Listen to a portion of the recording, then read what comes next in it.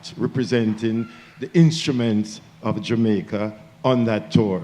So I had to go up to Shocking Vibes to meet with him because I wanted a dancehall artist, and they had an artist, Tonto Metro and Devonte, right? So every day I go up to Shocking Vibes, I'm sitting there and I'm talking with Clyde, McKenzie and Big Mac, and then I started talking stories after stories after stories. And then one of them said to me, why don't you just put this together so the world can know? Because every day you come here, I hear stories I've never heard before, you know, and these are very good stories. So it actually started 2002 when I was celebrating my 40th anniversary, when I was putting together a tour titled One Love Tour, headed by Toots and the Maytals, and that's where it actually started. All right, thank you.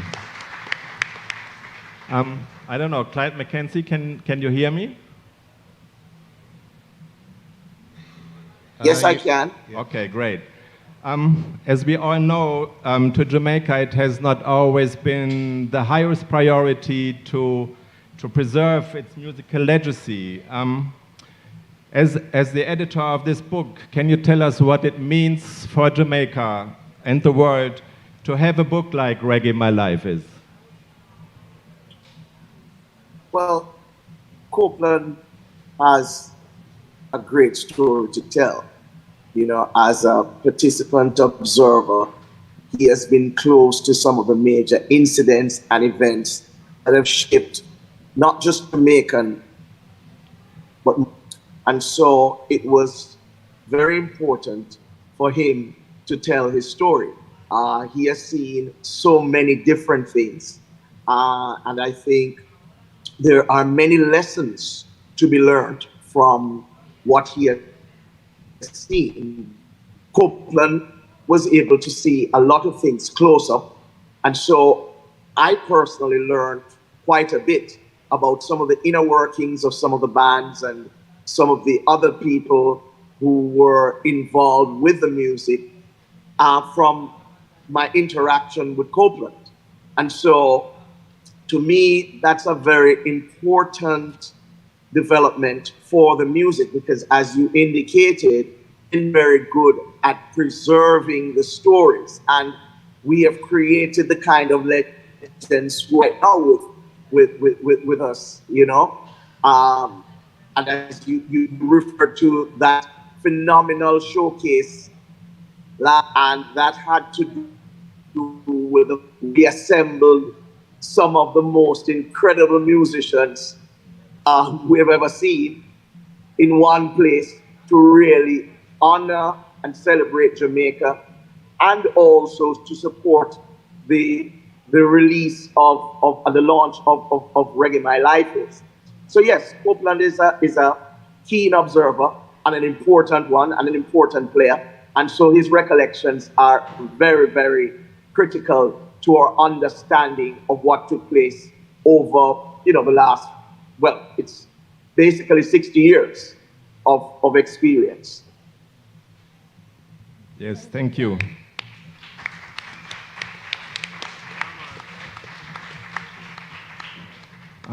Sly Dunbar, first of all, thanks to you and all the musicians for the show last night. It was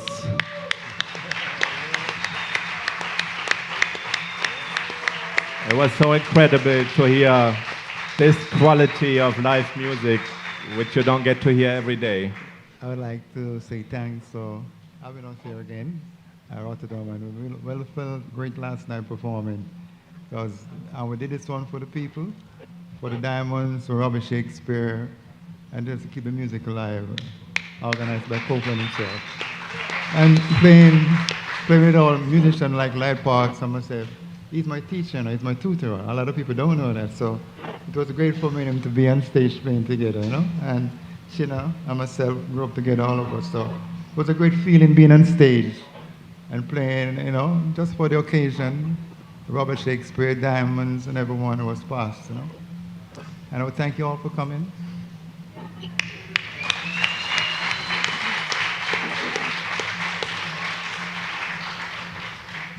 Lloyd Parks, I think, if I'm right, you are one of the founders of the original Revolutionaries. Maybe you can tell us about the old times at Channel 1 when the group came together and what made it so special. Okay, what made it so special? We were in an aggregation called Skin, Flesh and Bones, you know, slide Dunbar and drums and so on. And in fact, we started from inception as like a youth, you know. We used to play together. Pan. He play his sister Pan and say it's a drum. And I say, he always say, you know I'm going to be like Motown drummer. And, you know, it brought tears to my eyes when I saw it came to pass, you know. So put your hands together for Slide Dunbar. But I know that comes with determination and dedication to make him Slide Dunbar. Revolutionaries. So the Skin, Flesh and Bones transformed from the Skin, Flesh and Bones to the Revolutionaries. I never spent much time with the Revolutionaries. We started, and then, you know, Rancher McLean took over the bass playing, you know. Incidentally, I'm the teacher for Rancher McLean. I taught him to play guitar, you know. So a lot of people don't really know these things, you know. And Revolutionaries play a lot of songs. But guess what? It's one group, but we just have different names. Because I used to play, me and Sly used to play at Joe Gibbs Studio as the Professionals, which is the same set of guys, you know? Oh, gosh. You're gone back now. Yeah. We pause right there. Where we came from was a group called RHT Invincibles. Sly Dunbar was about 14 years old, or I was about 18 years old. So you see, last night, we couldn't do better than that, you know. We had to do what we did. Because there's just great feelings, you know, to say, Chinna Smith, all of us were youths, and to see we were on the same stage. And we contribute a lot the same way, veteran. Dean Fraser. What can I say? So it was such a wonderful feeling. I almost cried this morning when I was listening back to the tape, you know, because I mean, it's such emotional feelings, spiritually, physically, mentally, you know, and to see you people were enjoying the show so much last night. Oh gosh, you know, tremendous feeling. So I'm glad to be a part of the foundation from that time till now, you know? And I'm still here and I give God thanks for that. Rototom, thanks for inviting us. One love.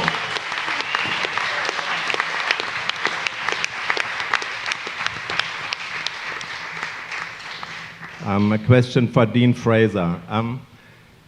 In Jamaica, there are not that many opportunities anymore for people to enjoy live music like we did last night.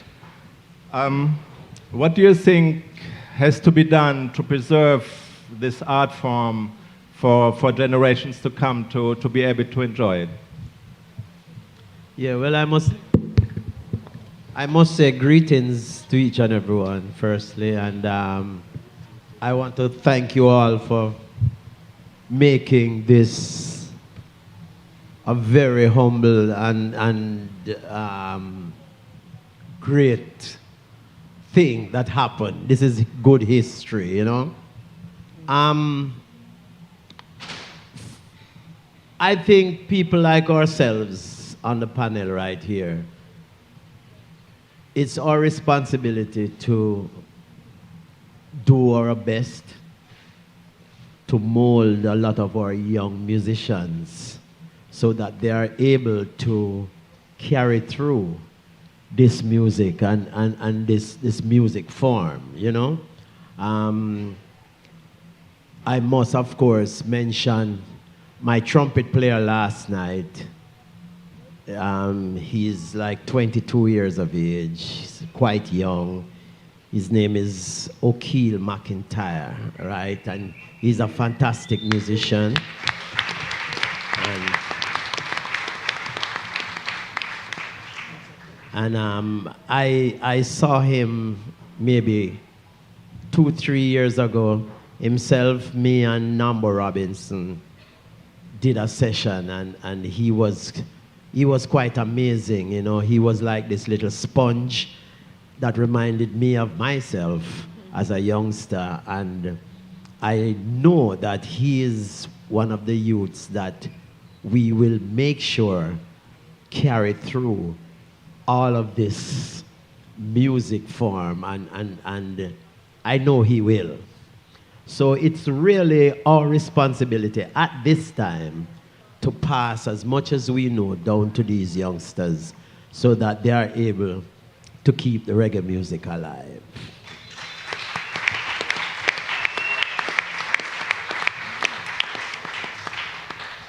Chinna Smith, I mentioned it before, you have created kind of like an oasis in St. Andrew Park where live music is still kept alive, and it's also become like a school or college for young musicians and artists. Maybe you can explain to the people what it's like in your yard, in the yard.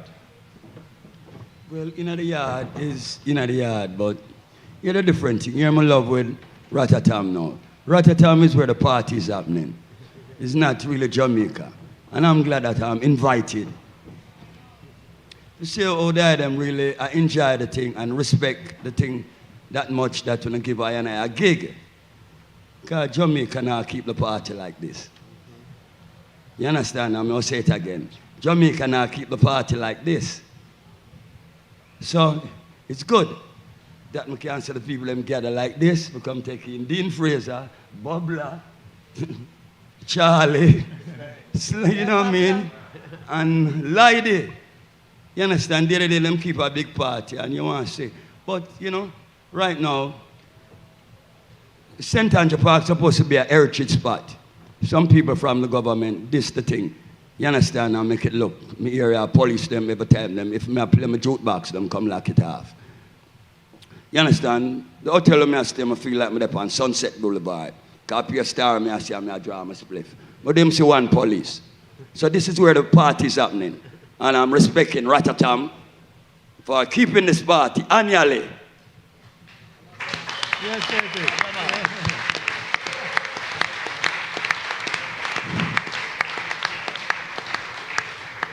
Okay, let's come back to Reggae My Life is the book that made us all come together here.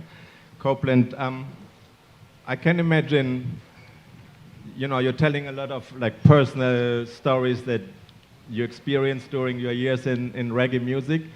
So what's it gonna be like for artists that you work with? Do they have to be afraid to read the book, to find out about themselves, what you have to say about them?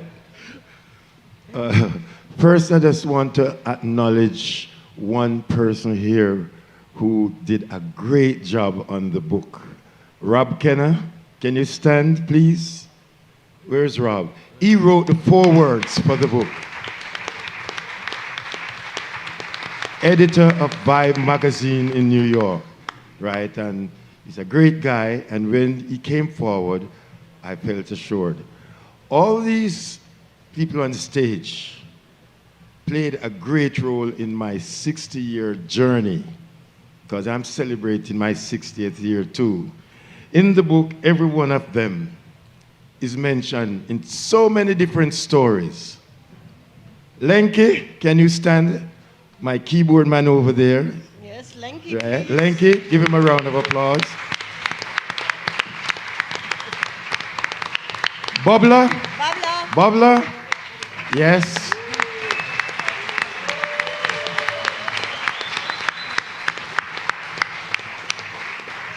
Yes, they played a great role in the journey for many, many years. Most of you may have heard of Franklin Wall, the bubbler. He's the original bubbler, because there are many bubblers after him. Original bubbler. Right, and he's the original bubbler. Brother Lenky, he's full of energy. His son Q Marsden is mashing up Europe right now. And he has played a great role in the band with Lloyd Parks and We the People. So he was the latest addition. And I thank him for coming on board, you know, to fill in, because we should have had Ansel Collins, but he's not well. And Lenky, being a part of the team, he said, I'll fit in, you know, and give him another round of applause. Lenky.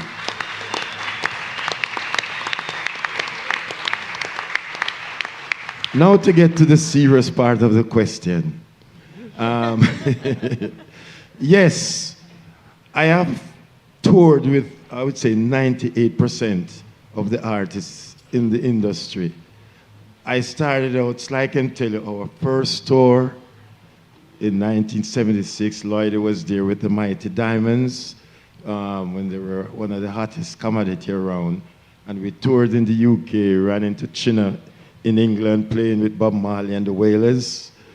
And all the artists that I've worked with, I get to be very close to a lot of them. Because if you're the manager, the road manager, you know their age, you know where they live, you know how many children they have, you know how much baby mothers, you know, everything, right? So you develop a personal relationship with them, right? So you know quite a lot.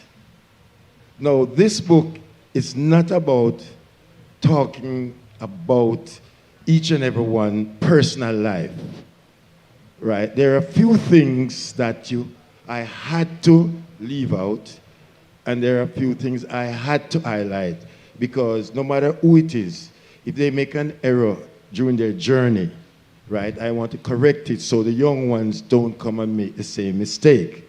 And nobody is perfect, you know, everybody will make mistakes along the line. So I was able to put together, and it wasn't an easy task. Trust me, I could make 4 volumes out of the entire scripts that was written. But Clyde McKenzie was on my back. He was very cautious. We don't want people to think that we're pitching on them, we're doing this and we're doing that. So we were able to put together the stories in such a great way, and even Rob Kenner played a great role in formulating. He said Reggae My Life is a play-off from Peter Tosh's Reggae My Life Is. Reggae My Life Is. And I've worked with Peter for many years, and I have to give credit to Sly, because he was the one that engineered my entry into working with Peter Tosh, right? And you wouldn't believe it how I started out. You know, I'm a good road manager here and there, but they wanted a personal assistant for Peter. And Sly thought that I was the best person to fit into that role, because I can handle Peter. Peter is misunderstood by a lot of people, but he felt that I could deal with it, you know. And I started out there as a personal assistant to Peter Tosh. Didn't know what I was getting into though, because because you have to take care of his clothes, his food, his appointments to go here, there, and everywhere. And the first thing that hit me like a bomb is when we were playing Martha's Vineyard, right? With Carly Simon. And Peter, who loves fishing, went out on a lake to fish.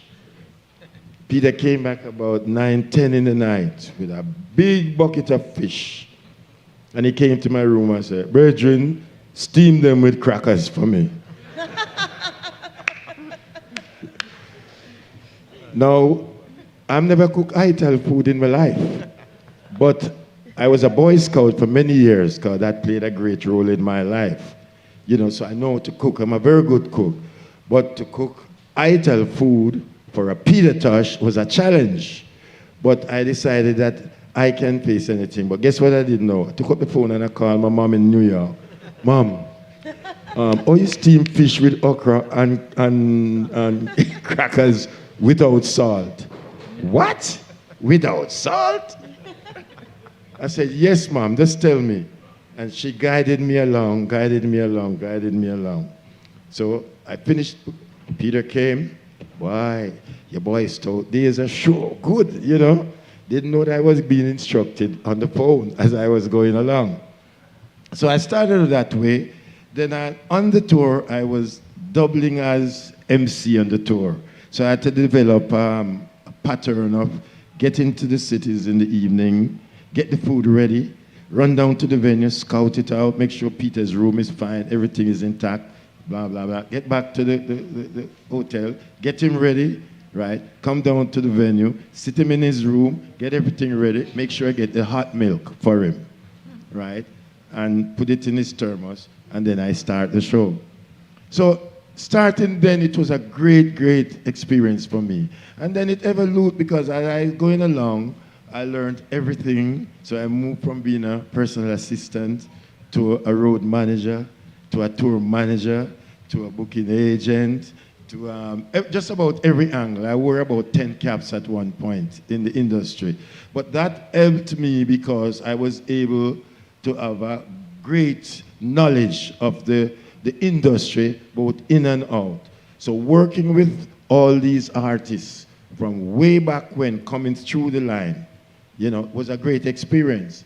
I remember somebody said to me, "You work with Chinna Smith?" I said, "Yeah."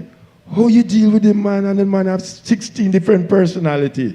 I said, "Listen, Chinna is one of the greatest person. Once you understand where he's coming from, is somebody you will enjoy sitting around. And me and him have some great personal experience, which you'll see in the book. You know, especially when we went to South Africa in 1980 with Jimmy Cliff. And I must tell you that we discovered a guitarist on the street playing. Senior Haynes brought him to me, and I took him to Chinna room, and Chinna was there with him. This guy turned out to be the great Jonathan Butler that Chinna was grooming in the room, right? So the experience working with them was great. I know a lot about their personal life, but as I said, we are not here to deal with that part of it. Last night I run into about 3 of them. Boss, let me get a glimpse of the book now before it go out. You know, I said, don't worry, everything is fine. You know, because it's all about the music, the industry, and trying to avoid the pitfalls that some of them has made during the journey, so that the new ones coming up, you know, can learn from it and learn not to make the same error. So if I'm expecting a few reprisals, questions, and I'm prepared for it, so I can explain, you know, exactly what it's all about, so nobody can really take it personal, that it's coming to them for the betterment of them and betterment of the industry and the young ones coming up. So that's what it is. Thank you. Getting Clyde McKenzie back into the conversation. Is he still with us? Yeah, there he is, at least visually. Yes, I am. Okay. As the editor of the book, can you tell us about the joys as well as the challenges of, you know, getting it ready for the printers? What was your job and what was it like? All right, we have a team, a remarkable team that we put together for the production of this book. There were, first of all, the book is the first on the Down Sound book publishing imprint. Now, when we decided about 3 years ago to really get serious about the book, we thought about a publisher. And one of the things that came to my mind was, I said, you know, there's Joe Bogdanovich, and I thought he loved music, or loves music, and not only that, he has a literary interest. He loves reading and, you know, discussing books and all of that.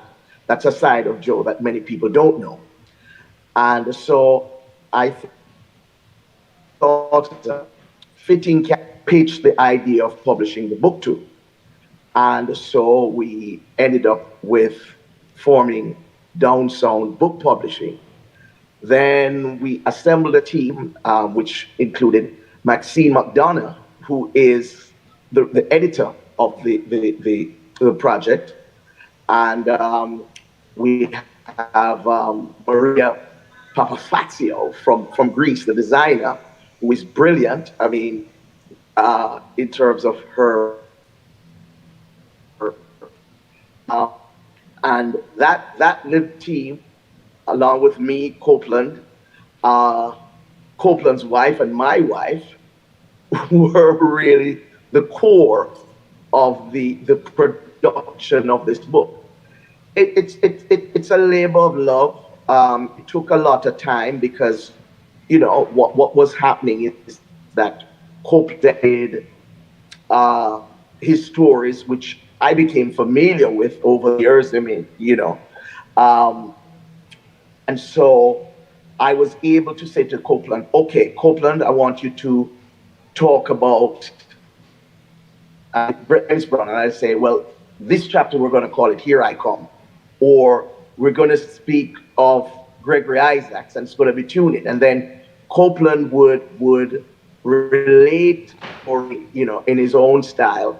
And then now we construct it in a literary fashion, you know, so that it would be presentable in a book form. But Copeland had these memories of so many things, you know, because this, as he told it to me, and that is what the book is all about. It's able to recall all of these fantastic stories, and we were able to put it together. You know, we had to go through a number of iterations, you know, to make sure that the language and everything and the style was appropriate, or what we deemed to be appropriate. So it took some doing, you know. You know, it was during COVID that we really decided to get busy, you know, because it presented an opportunity.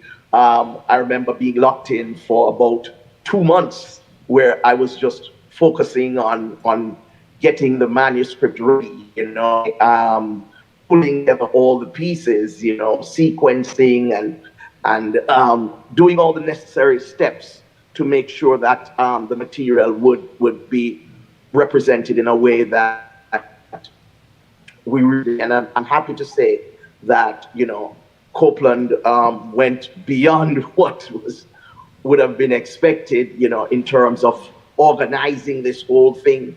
And I mean, his recollections on point, and, you know, he was a researcher and everything in the project, you know, because we you know, he would serve to correct, and, you know, we would double check and, you know, recheck and all of that. So it is a labor of love.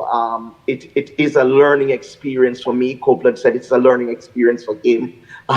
Maxine said it's a learning experience for her. And, you know, I suppose it could very well have been a learning experience for Maria, you know.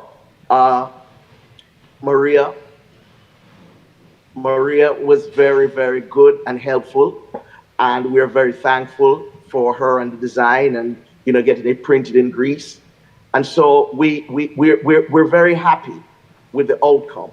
And Copeland acknowledged Rob Chinna, the marathon, the man who is the author of the book The Marathon Doesn't Stop. You know, which is a bestseller. He did the foreword, which is a beautiful foreword. That, to him for that. So, you know, I mean, it was a collaboration of a number of people. As we have indicated, there are stories about some legendary figures. We talk about the mistakes that have been made, because the thing is, we have to admit that errors were made, but we can't do that in a manner that is malicious. We have to do it in a manner that is caring, but at the same time, facts are facts. And there are some things that, you know, have to be told if we're really going to be truthful. And as a result of that, there were some things that went on the floor. I mean, a lot of things went on the chopping block, because we were, as Copeland explained, this principle that we were not going to do anything which gratuitous gossip in this book. It should have a didactic function. So the stories have underlying themes, and they have lessons in how we conduct our business, being on time, sure that our contractual arrangements are proper. The book tells stories that may not have taken the course they did in today's world because of technology, GPS and cell phones and WhatsApp and all of these things. We have those facilities now, which would prevent a number of those problems. But then there are some realities, spousal interference in the careers of artists.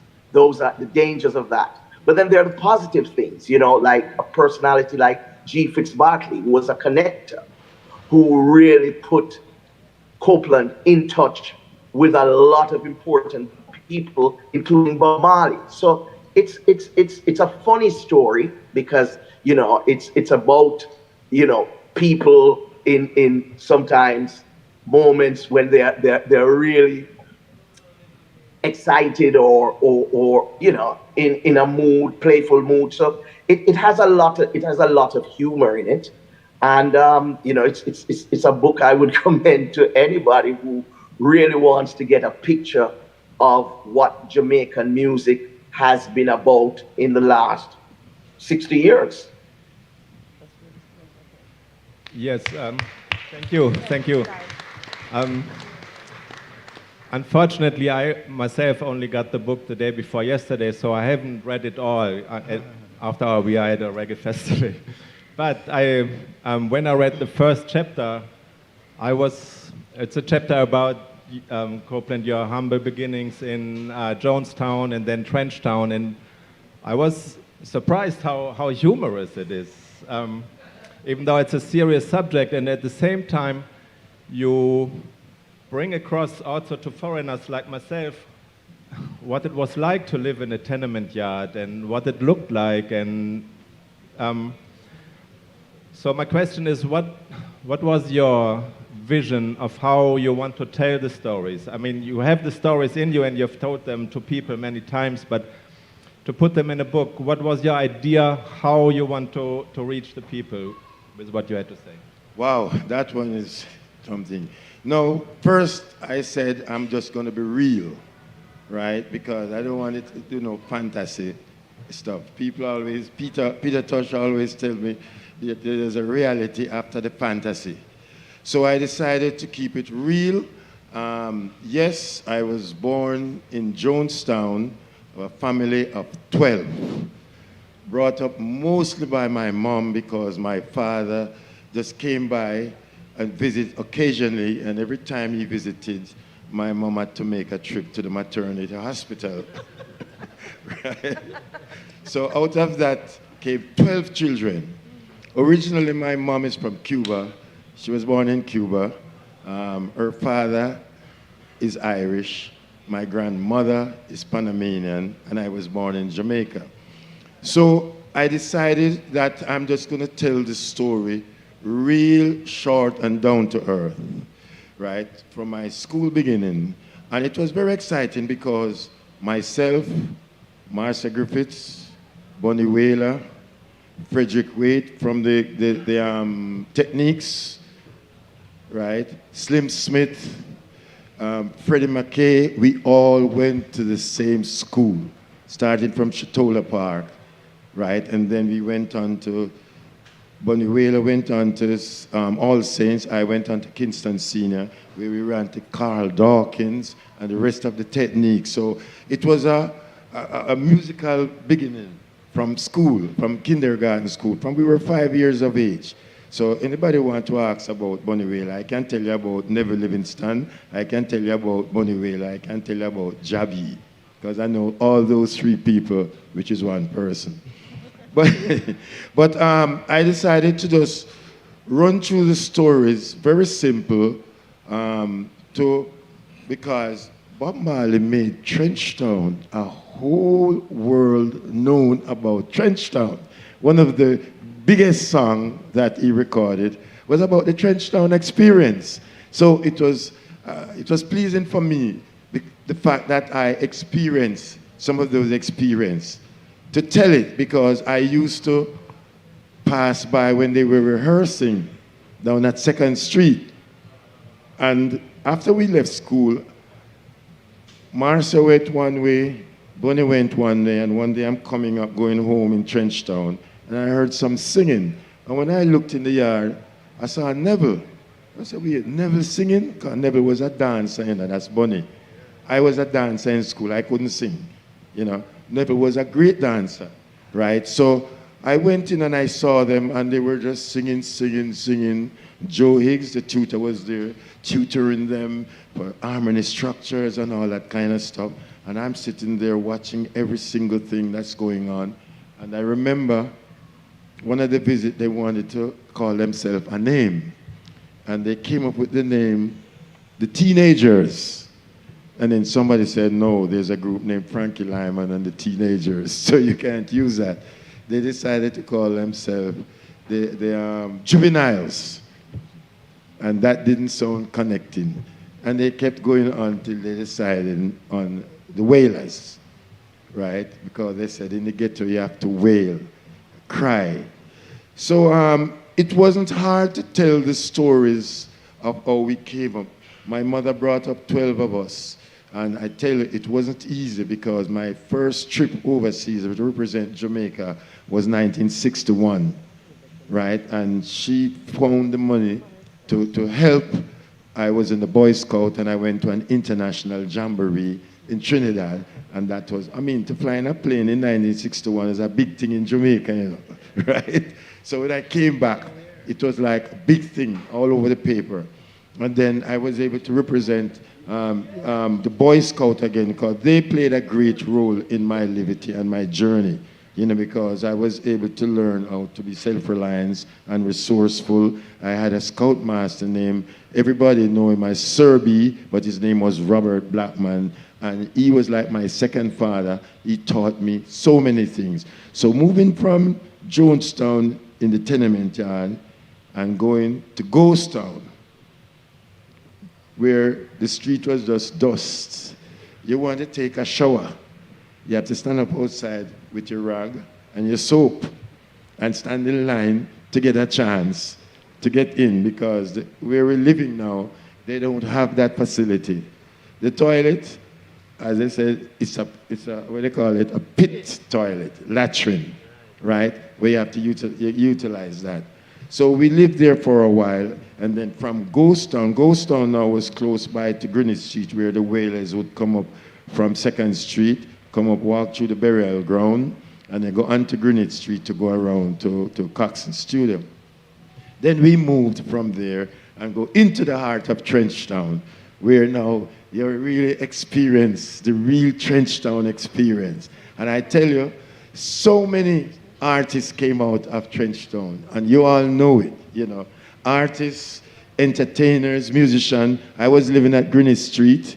Tabby Diamonds was living up the road, 8, 9-year-old, and he was a member of my Boy Scouts. Stranger Cole up there. Gladdy, keyboard, was right on the corner of Sunlight Street.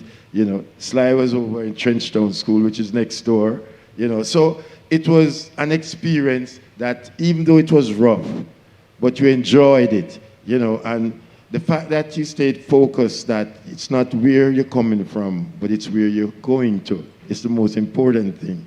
And I was guided by that, because my mom was a great example.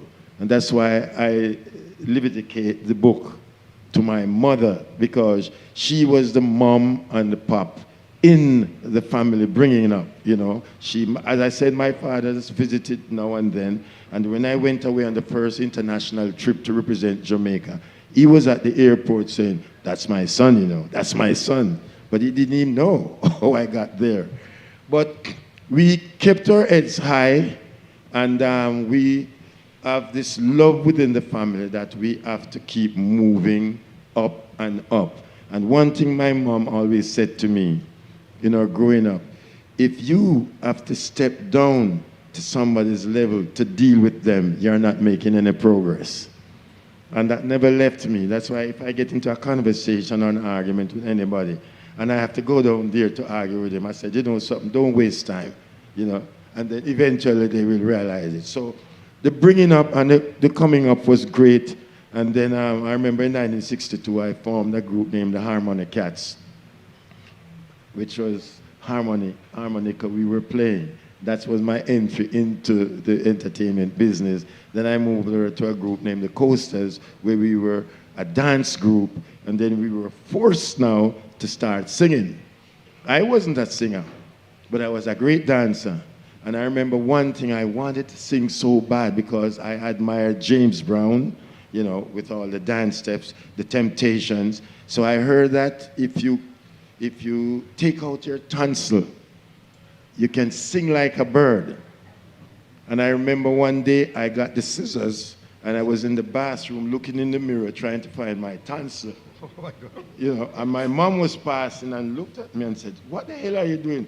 Mommy, I want to sing. So what are you doing? I'm cutting out the tonsil because he said when you take out the tonsil. It wasn't an easy thing. I started learning the trombone because my sister's husband, Ron Wilson, was a soldier in the army, and he was teaching me to play trombone. Then somebody told my mother that I'm playing trombone and I'm going to have a heart attack. So I have to leave that alone. I decided that I was, hanging with the Mighty Diamonds, I wanted to be a drummer. And the drummer for the Mighty Diamonds, Esmond Jarrett, you remember him, Clyde? He got drunk one night. And the band leader asked me to sit around the drum. I was nervous as hell. And then there was a foreign act that came to Jamaica, they were backing. I was nervous. And then when I started playing the drum, I didn't know to do the kick drum with the heel or with the instep. And then I started to get cramps in my leg, you know, and the drum pattern started to slow down. I said, no. I started to play bass. Those days, you weren't playing bass this way. Everybody was playing with the thumb, but I sucked finger. So when I started learning the bass, up here started to get blistering, so I can't suck my finger anymore. So I have to decide, learning the bass or sucking my finger, which was my comfort zone. So it was painful to play the bass with that finger, so I prefer the sucking finger. Then I said, you know something? I'm going to go into sports. And I used to admire the sword fights, that we call it. But in the real name is fencing. So I started learning fencing with Victor Thompson up at Holborn Studio. Somebody told my mom that I'm learning sword fight. And I was there doing my and I felt a hand grab me in my waist and pull me all the way from New Kingston to Jonestown, you know. So the music industry was where I was focused on. And I decided that if I can't sing, I have to make it somewhere so I can dance. So I went overseas to Minnesota in the Boy Scout, right? And one night we were at this place, Rainbow Gardens, and the lead singer of the band had a sore throat. And because I used to sing at Scout Campfire, you know, Gitsy, Lloyd Willis Gitsy was a member of the Scout troop too, right? One of my friends went and told the guy that I can sing. I didn't know that. And the guy went up on stage and said, ladies and gentlemen, this was 1968. We have a very surprise here for you from the West Indies. Now I look around, I'm the only person from there. And they said, he's going to do something for us. And everybody said, Ray! I didn't know what I'm going up there to do. So the guy said to me, what are you going to sing? Because I admired James Brown a lot and Wilson Pickett, I said, Mustang Sally, right? And the guy said, what key? Key? I don't know. So they strike a key, and I started singing. And then I sang the Temptations, Get Ready, you know. And then they said, yes, you know. And I felt good now that I passed it. They gave me a contract with the band. So for 3 months, I was singing in a band in Minnesota named Michael's Mystic. So I said, yes, I came back to Jamaica, formed my group, and was going. Then in New York now, I was given an opportunity at the Apollo Theater. I don't know if you watch some of the talent show at the Apollo Theater. They have a clown sitting at the side of the stage. And if you're not singing or performing, he's going to run you down with a bucket of garbage or whatever it is. So that night, I pulled number 7. And everybody's going up. And when they said, number 7 from Jamaica in the West Indies, I got a round of applause. So I started to sing, Get Ready. Never made a girl that make you feel the way that you do. You're all right. And I started singing, and I saw the clown get up. When the clown get up, I said, you're gonna come in and take up the bucket. So when I do, I studied the James Brown moves. Flicking the mic, catch it, spin, turn, and thing. And believe you me, right, the clown got up. And I didn't bother go to the bridge. I just shift into James Brown's step. If I did have on the right shoes now, you would have seen some of them out there. And when I mashed down the place, man, with James Brown move, slide know it, because him was right. You know, I got a standing ovation. I didn't win that night, but I was able to pass the test. So I realized that I'm a great dancer. So from then on, I started concentrating on the group, right? And we moved from one end to the other. And then when Johnny Nash started recording reggae songs, and he was singing Bob Marley songs, and then he was about to do Soul Train, which was the hottest rated TV show in America during the 70s.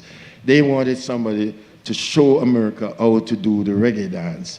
And I was at the Apollo with Lloyd Parks, Sly, a 14-year-old drummer, for a Caribbean show.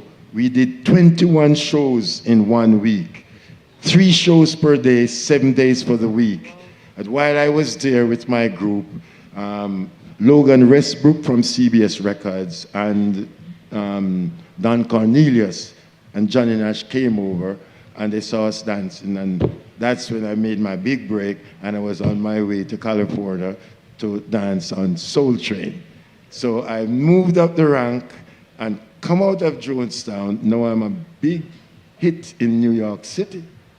You know, so I said, yes, this is progress. And I kept going on and on and on and on. And the rest is in the book. Believe you me, if I start, I'm not going to stop. But that was my experience coming out of the ghetto, talking about it. I wasn't ashamed to talk about it. Because all of us, Waterhouse, Trenchtown, Dean, Trenchtown, Chinna, Greenwich Town. So all of us came out of that same environment. But as I said, it's not where you're coming from, it's where you're going, and we stayed focused.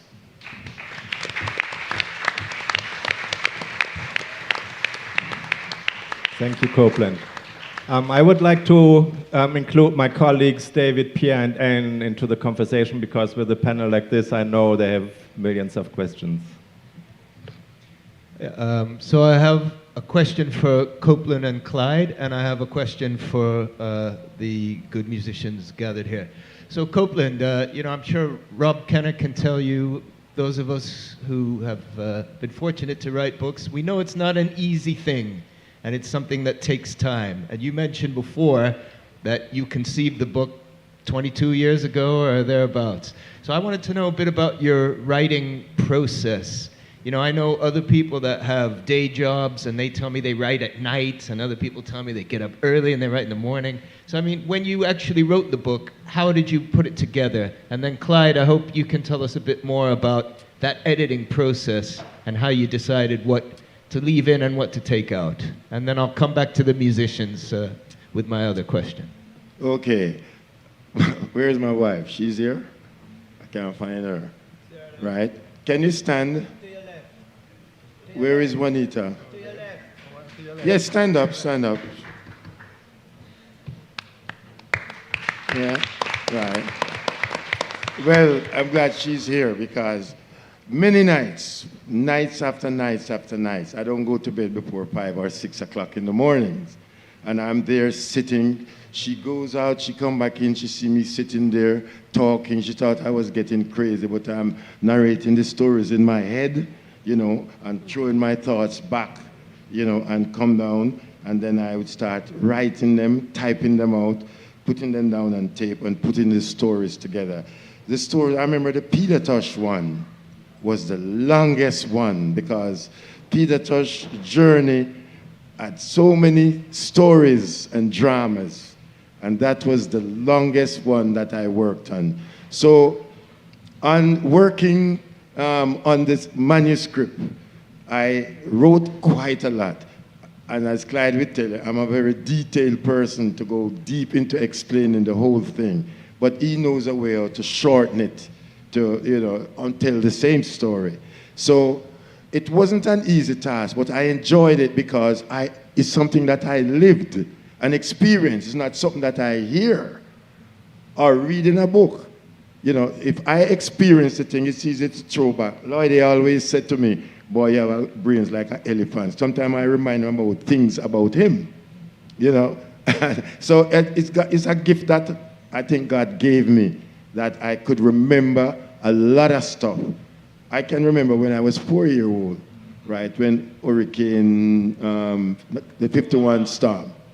Right. So I can remember all of that. So it was a great memory for me. So it was easy. It wasn't hard. But I was telling too many stories.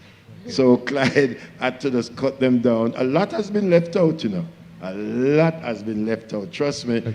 But that will come in part 2, But that was really the task. But it wasn't really hard, So I give thanks for God, And she put up with me coming to bed at 7 in the morning while she's out jogging or exercising in the gym. Okay, thank you. Yeah, so Clyde, maybe what can you tell us about, the editing process? How did you approach it?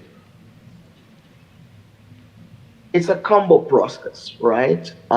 Because what happens is that Copeland, we decided that this was going to be a first-person book, and it would be as told to me. And therefore, what was happening was that Copeland was doing the narration. He would tell the stories as we outlined, because what would happen, I would focus his attention on a particular story because I become so familiar with all of them. So I'd say, talk about Dennis Brown. I would assign a name of a chapter, call it, like Here I Come, or, with solidarity and all of that.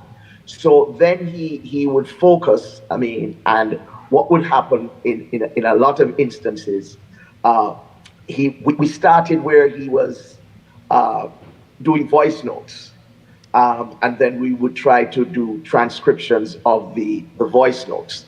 And then we saw that it was working, and then we decided that, he should put his thoughts down on paper, and with the help of Juanita, they were able to get quite a bit done. Now, as you will understand with Copeland, you're gonna have to do a lot of culling, and then there's the restructuring process, because remember he is telling the story in an oral fashion, and therefore we have to restructure that in a manner that is literary. So yeah, those stories were there, clear, and in living color. So it was a matter of how we enhance and how we take out, because there were things that there would have been, because it was like an oral narration, there was a bit of repetition. Right. There would also be the issues of language, style, and then there would also be matters of sequence, because at first, it would be like a stream of consciousness kind of an arrangement with some of these things. So the proper sequence in terms of events and so on had to be worked on and structured and in a time frame, because we had to now make the narrative as such. Even though they are distinct stories, we had to make sure that they would flow in a sequential manner in terms of chronology. And that was very important, you know, for us to get it to where it is. But it was a labor of love. I enjoyed it thoroughly, and want to thank Copeland for the privilege.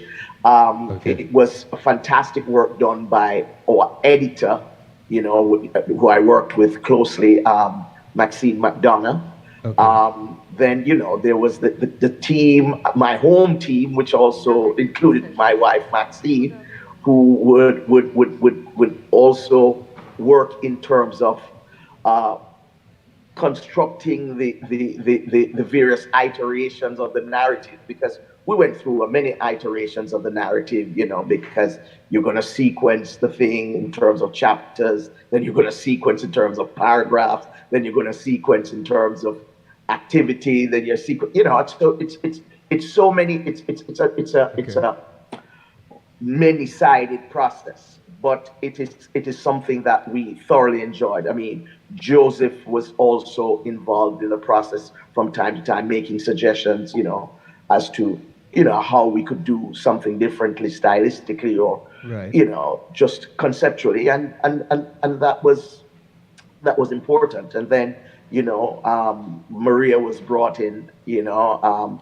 she was chosen because of the beautiful work she does with her posters, and, you know, the work she did with Miss Patchin's book. And so that was all part of the process. But it is as anyone who writes book, David, will tell you, it's a very, I mean, people who don't know will think that's a walk in the park, but it's something that requires a lot of thought, a lot of effort, you know. I mean, the fact checking, the language, the style, the grammar. It's so many different components which go together to make a book like this. Indeed. You know, so. Yes. Okay, yeah. Thank you. Thank you. Now, gentlemen, you gave us such an inspiring show last night. It was really wonderful to hear you all coming together musically yet again. So, my question for each of you, what are you working on right now, and are you still working together in the studio? So, Lloyd Parks, you can tell us what you're working on now, and we'll move down. Clyde, Chinna, and Dean. Read the question again, please. Yeah, go ahead. Say the question again. Yeah, what are you working on now, like in terms of music projects, and are you still working together in the studio? Yeah, man, all of us work together in the studio. Sometimes I go down by Chinna in the yard. Chinna come by me. I check Dean, Lloyd Park. So we're always making music in the studio, you know? And a lot of new songs to come out. And being Robbie's not here anymore, so we have to push on the work and keep the flag, you know, flying as usual. And Chinna, Lloyd Parks, Dean is always there with me to help me go through what I have to do, you know? So we're still making music. Never stop, never, 24 hours, always in the studio. So Okay. what that means now, Copeland kind of threatened us and said, if we don't come, we can't go home, you know, so we have to find and come in the store. So I said, once it's Rototom, you know, we'll come. So we just pack our bags, came to this one concert, and we're going back home tomorrow. It's a pity you can't stay in Europe, you know, but we're going back home tomorrow morning. It's a pity. I want to thank you again for the support, you know. Enough respect. Thank you.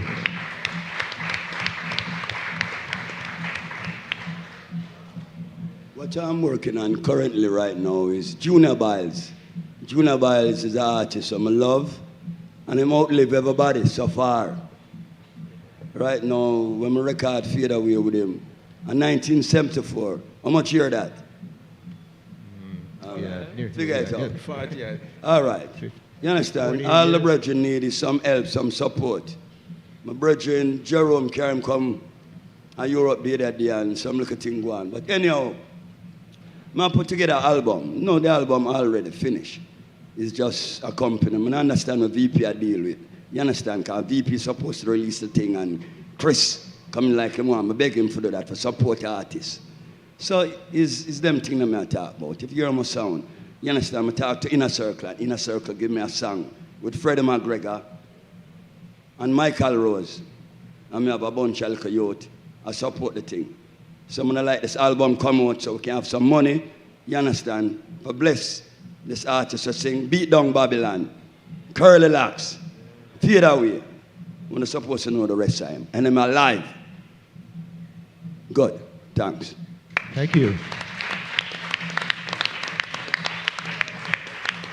Incidentally, Chinna was the author and the writer of the Junabiles song, Fade Away. Chinna wrote it.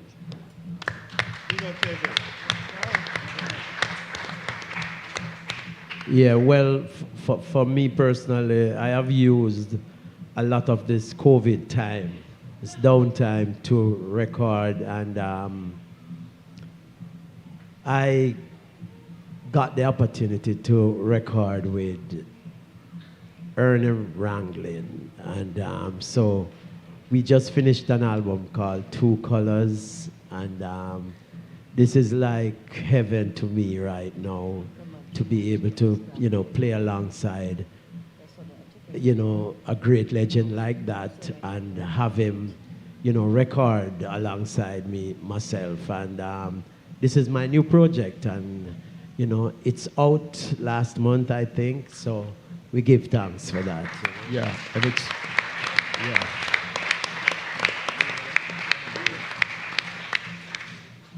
Yes, as you say, COVID, we're free again. But for the future, my next album will be a dub album. Strictly dub, with all the bass lines I've played over the years on various songs, And also a song called Glad to Be Back. So I wanted to look forward to this. And we're just here to support each other. Sly need assistance from me in terms of bass. I'm always ready. Chinna, Dean Fraser, the same thing. Like I say, we're glad to be back. And we'll be back here next year. Watch it.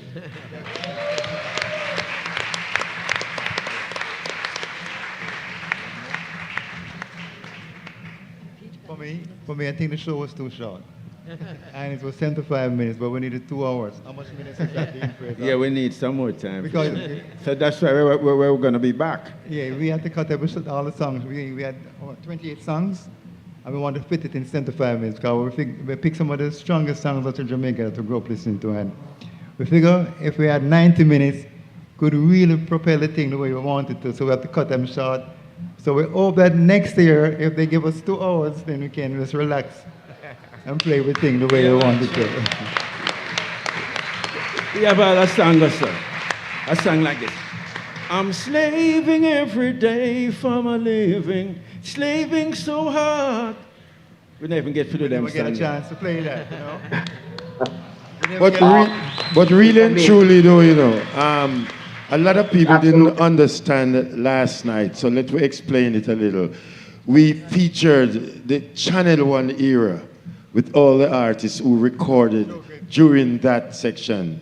Then we featured artists from the Joe Gibbs section, right? And then we featured artists that Sly and Robbie produced over the years, right? So it's so many different sectors. And I should tell you this, when we started out planning this, originally, the Mighty Diamonds would have been representing the Channel 1 era.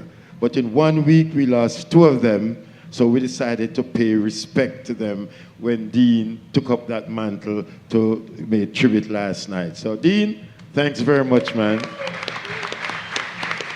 Copeland, if I may, I want to commend you personally for the role you played in making this possible. We had many challenges that we faced in terms of making this a reality.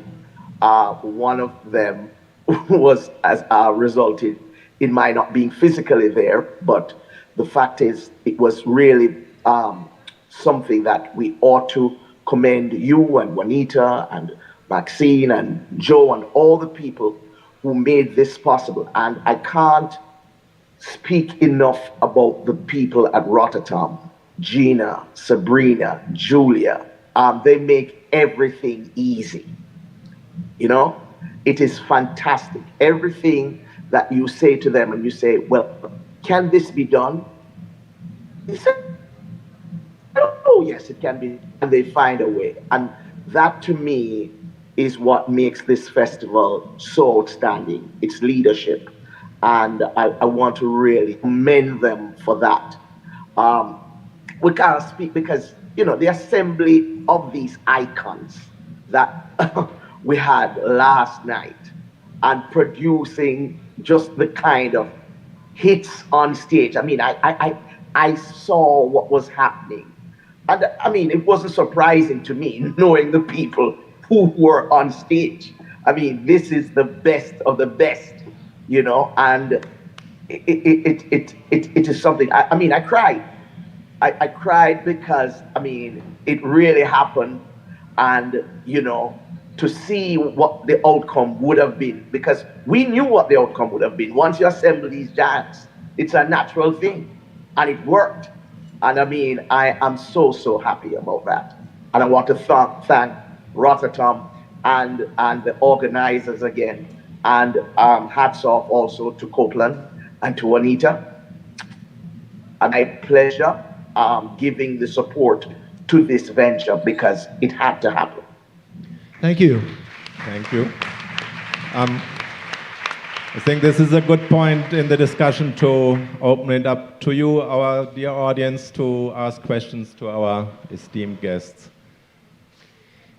Yeah. Where's the microphone? Here's somebody. So my question is, how soon can we get the book and where is it available? Clyde?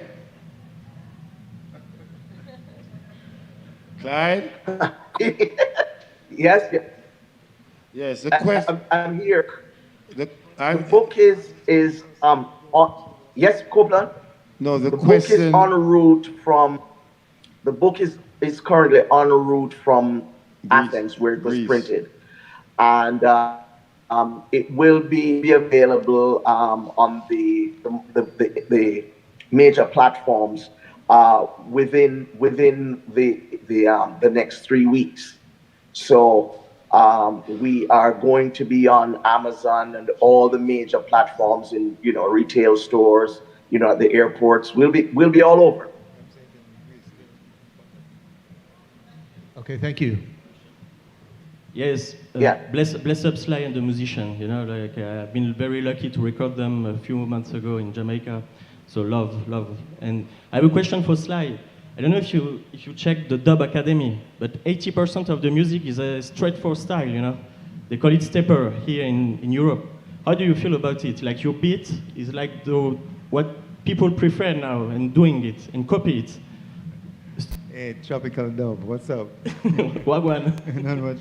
Well, I don't know, but I always play the music for people to dance. If it's not dancing, it's not good for me. So it's like great to see, everybody's dancing to the beat. And I didn't really create it. It was there already. I just enhanced the whole thing, as a drummer. But I feel good to know that, people I've grown up with, in Jamaica and even in Europe, and they even know more about me than I know of myself.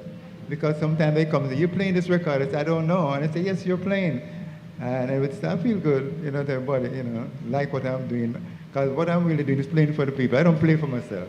I try to let the people enjoy it, So I feel good to know that they're into what I'm doing. And of course, they're the one who make me. I didn't make myself. They're responsible for me. Yeah, everyone keep the legacy, actually. Yeah. And last question. Can you tell to the people what you said to me, about the vibes at Channel 1, when you used to play in one room with that particular sound of the Revolutionaries, when we hear on the on the records, Like Revolutionary is something that myself and Lloyd, we grew up together, Dean, Chinna, as a young musician, but we just have a distinctive sound in our head to bring the music forward. But Channel 1 was a studio because Jojo and Ernest would listen to us. And I would go down there, myself and Ranchi, and we would test recording for the sound. And we wanted to get a sound like Philadelphia International, but we couldn't get close. So I said, Ernest, that's okay, or like Motown in reggae, you know? And we finally got the sound, and we did a lot of test recording. And the Mighty Diamonds writer was a rhythm we had cut to test the studio. And I remember we went down there one Sunday afternoon, and Ernest said, come here, Sly, listen to this. And it was the right time. I said, wow, this sounds great. And Jojo put it out and it became a hit. But a lot of people thought I wasn't playing the drum like that. It was a delay. So they just sent a lot of people to come to the studio to spy on me to see what I'm doing. And then they would go back and say, no, he's playing it. So Jojo and Ernest said, okay, Sly, just go ahead and do what you want to do. So I got the freedom to really experiment, you know, but I did it all by myself. It was people like Chinna, Dean Fraser, Lloyd Parks, Ranchi McLean, Ansi Collins, Lenky Marsden, Bubbler Wall kind of helped me rubbling to project myself and to be where I am today. So it's a lot of people that were involved. That's not me alone. I might be the drummer, but there's a lot of people that give me the freedom to play. So I want to thank them all, and I want to thank you all, too.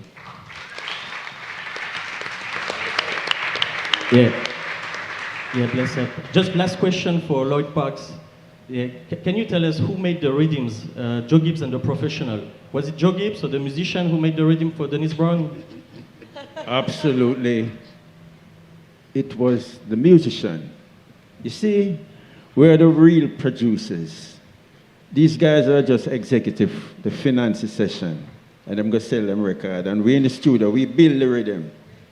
You know, so a lot of people thought that sometimes when they hear produced by so-and-so, it's really the musician. We arrange.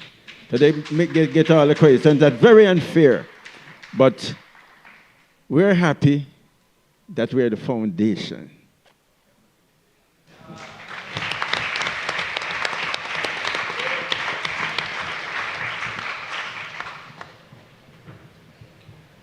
I have a question for Copeland. First, congratulations for your legacy and everything you achieved. And for us as promoters too, we know there was a big change in the last 2 decades, especially because of internet. Everything changed in terms of telecommunications. And we have a curiosity. How was to be a manager or, you know, touring with all these Jamaican legends many years ago, and how to find if the promoter, the person you're talking on the phone was someone you could trust, how to have information to build a route and do logistics to issue contracts to receive deposits, and everything that you did for all these years. So what is the difference between those early days and now with internet? First, I must acknowledge that's Brother Rafael, one of my best friend and a promoter from Brazil, right? And beside him is Enrique, right? That another promoter. No, I first went to Brazil in 1980 with Jimmy Cliff. And we did a tour with Jimmy Cliff and Gilberto Gil. And that tour was something that I'll never forget. You know, back in those days, the fact that we didn't have the facility in technology like what we have now, it wasn't easy, a lot of chance, but because of my experience and expertise, I used to, on my travels, because I did a lot of travel, I was able to interact with some of these promoters, right? And you can tell those who are gonna rip you off, because if, you know, and those who are gonna be straight, you know. I mean, not saying that you're not gonna fall into a little hole here and there, you know. But then and now, it's a big transition, you know, because I remember the days we're going to places like Japan, and we had to get the pictures, go down to Federal Express, stand in a line, fill out a form, you know, do all these things. And it takes a couple of days to get there. Now you just do bam, bam, bam on the computer and it's there, right? One of the problems we used to have, I know some people may feel uncomfortable with it, but it was a fact. And it's like these brothers can tell you, because all of us has been to Africa over the years. And we have had some experience that we wouldn't want to even talk about going into that region to do concerts. I remember 1988, I took an entourage of over 120 people on an African tour. Sly was there, right? The Dean was there. You know, I've been to Africa with Chinna, been to Africa with Lloyd, you know, and Bubbler. And you always want to secure, especially the financial part of it. Because one thing I can tell you, once you go there, no matter what it is, whether you're paid or not, they say, we don't care, we want music. That's the kind of attitude. And you can remember, I remember Jimmy Cliff was thrown in jail in Nigeria because he didn't get paid and he wasn't going to go on. And then they threw him in jail, and you call the police to help you, and you're not getting any help, right? Muta Baruch on his first trip to Africa, to Nigeria, I remember, in the end, we were out on the street because the promoter disappeared, pulled the return ticket, so they were stuck in Africa and couldn't come out because he did not pay the airline for the rest of the tickets. So the airline pulled the return ticket so this guy could show up, but the entertainers were suffering the consequences. So things like that, back in those days, you had to secure. So it's usually, yes, whatever you get on signing, but we need everything before we leave, because once you are there, I'm telling you, I have experienced it more than once, that you're at the mercy. Sometimes, I remember doing some shows with Toots, and we did 3.5 hours. And the guy said, what are you going? When we come to concert, 8 hours. And he had to go back and say, Reminaya for a long time, and then design a way out to leave the stage and leave the drum machine playing so everybody could escape out of the stadium. So those days were really, really tough, and it's a lot of chance that you had to take. You know, promoter disappeared and left us. We started in Liberia, then on to, what was the next place, Dean? They call it We went to the Zaire. Right. Zaire, on to Zaire, and then from Zaire into Nigeria, and then from Lagos up to Benin, and then we were supposed to head to Ghana, and then we saw where the promoter disappeared, can't find us, and we had to find our way back from Benin to Lagos. Truckman said they're not moving because they haven't been paid. They seized the equipment. Right, and the equipment came from the US, you know, SIR, you know, and they want to be paid. They had to call the owner to wire down some money. The money wasn't enough. They said they're not letting out the equipment. I had to run to Fella, who became good friends of ours because he was on the tour, and give him the money to tell the people that this is all we have, and he's lending us the money. And they respected Fella, and that's how we were able to... Copeland? Yeah. If I might just interject here, I think it's important to understand that this book is not just about Jamaican music, but it speaks to and situates Jamaican music in modern pop culture. So what you have stories about Mick Jagger, Jay-Z, you have Richard Branson, all of these, I mean, you Don King. So it's not just about the Jamaican icon. So it's not just about a Sly and Robbie, a Dean Fraser, a Dennis Brown, a Chinna Smith, a Lenky Marsden, Bubla Wall, and these people, right? It is also, it speaks to a number, so it resonates beyond our shores. Because, you know, there's a lot of intersection with the Jamaican music and the modern pop culture. People like Sly has played for Bob Dylan, has played for Rolling Stones. I mean, you know that we have all of these artists. I mean, Bob Marley. There are stories there with Bob Marley and people like Bruce Springsteen and Sly and the Family Stone and so many acts, you know, of the ambit of what reggae is. So it's, I mean, I think the title might not really tell you all the things that are in this particular book, because there's so much more, you know. I mean, Copeland meeting so many leaders, world leaders, and he has his own anecdotes and stories and his experiences. And I think it's important that we articulate this in terms of people getting an understanding of what this book captures. Hey, thank you. So I think we might have time for just one last question before we drink. Okay, I think we've got one last question just there.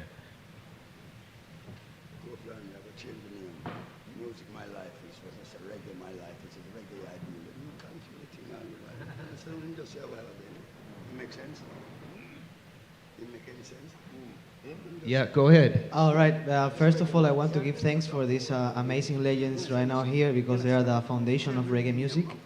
And I have a question for Mr. Chinna Smith.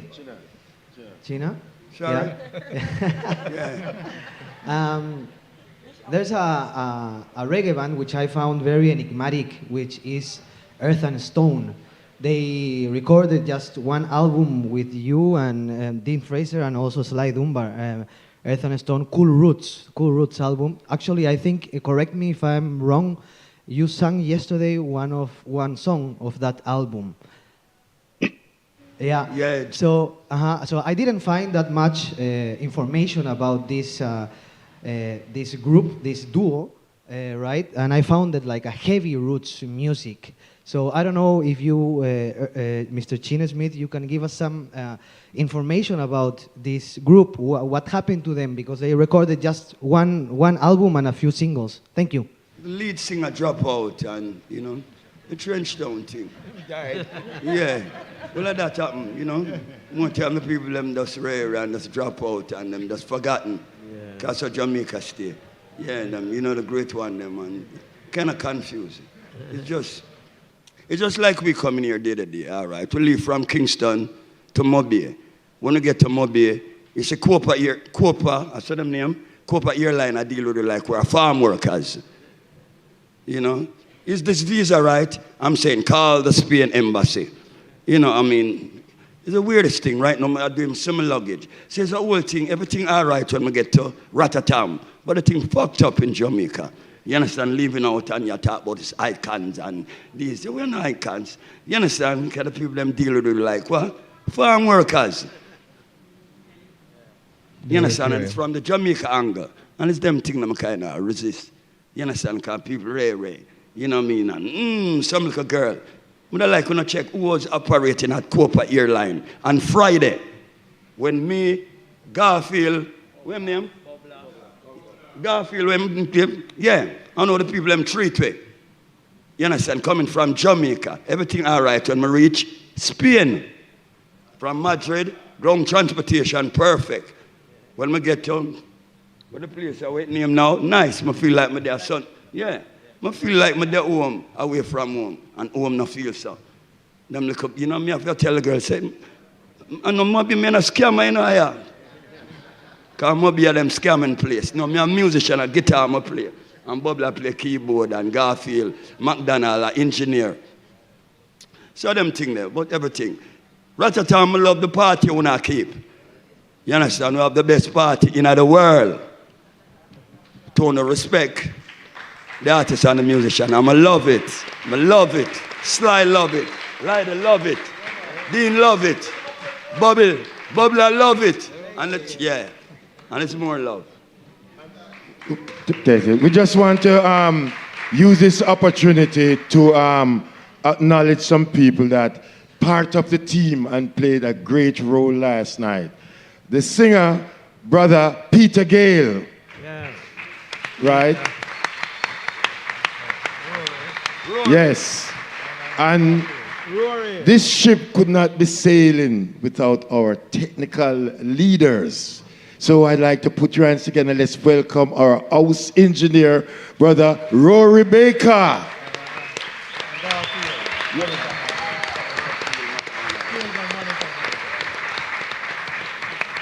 Yes. As a matter of fact, he runs Sly's studio. So he knows the studio inside out, right? Then we have on monitor and stage technician and a personal assistant to Brother Sly, Brother Garfield McDonald. Where's Garfield? You got to stand, Garfield. Yes. This brother, he plays 3 roles on the road. You know, and we could not be doing the concert without these brothers. These brothers, you know, set up the stage, make sure the sound is right, put up with Bubbler, who is not an easy man to deal with, you know. You know, so it's a teamwork, and I want to thank them most heartedly, and most of all, I want to thank Rototom for giving us the opportunity to bring this experience here. Because it wasn't easy, you know. And a lot of people have been asking why we only doing one show in Europe, right? Yes, it's one show, but it won't be just one show coming, right? But last night was an experience, and I'm sure everyone was pleased with it. It wasn't easy because people are saying, where's the lead singer for the group? They used to have a band and a lead singer. This is not a band backing a lead singer. This is a band of musicians who are great musicians in their own right, and I think they deserve another round of applause.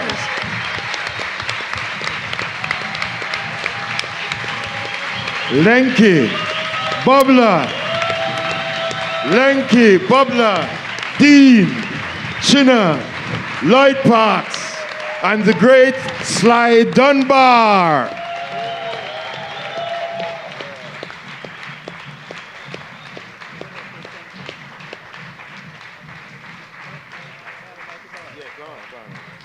Hello? Yeah. Hello? Yes, Sly. I would like to come back here. I know Dean, Chinna, and the crew would like to come back here next year and perform. I'm going to make it up to you, and this time we have to lobby for us to play 2 hours. Really, I'm begging you, because we don't want to shortchange anybody this time. We did it, and I love it, so we want to give it the full. Right, Chinna? Yes. Right, Dean? There's a lot of songs we didn't play and we didn't get to play. And I know there's a favorite song of everybody called Kunta Kinte. We didn't even get to perform it anyway. So we promise you, next year, let's vote for us and we'll be back. All right? Yes, yes. And please, gentlemen, write your own book of memories. Like all the members of the Dream Team, please write your own book of memories.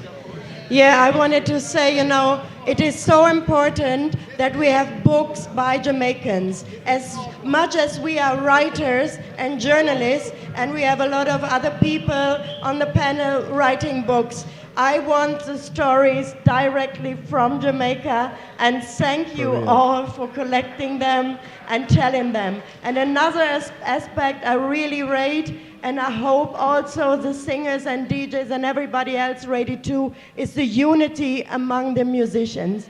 Thank you for your work. Thank you what you're all doing. Lenky and Bubbler. Lenky and Bubbler, can you come up here? Lenky and Bubbler, please. So the people can get a proper picture of the Magnificent Seven. That's the name we give them. The Magnificent Seven of Sly Dunbar and the Revolutionaries. We call them the keyboard wizards of reggae.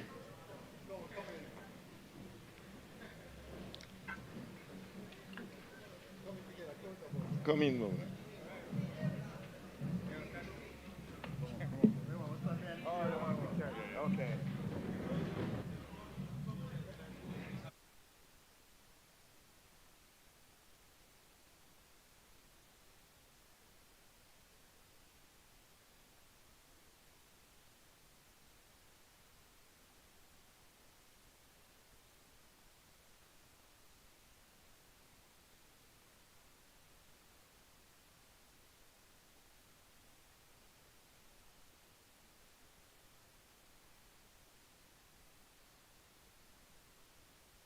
Check 2. Yes, so I would also like to take this opportunity, as Clyde McKenzie had said, Rototom makes everything easy. So on behalf of Reggae University, we would like to thank our assistants, Anna, Paola, at the sound desk, Hector and Diego, and in charge of artistic direction, Sabrina Travant and Julia Casado.